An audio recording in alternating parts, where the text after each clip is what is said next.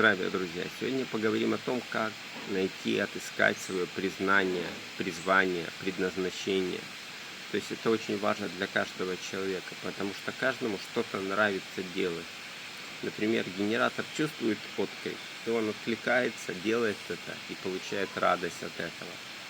Проектор, которого приглашают, распознают, он тоже что-то делает, направляет энергию генераторов, и это приносит успех, это приносит прибыль, которую генераторы и проекторы могут поделить.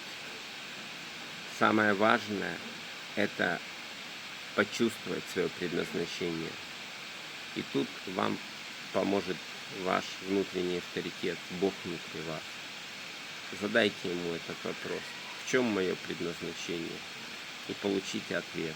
И дальше используйте его во благо.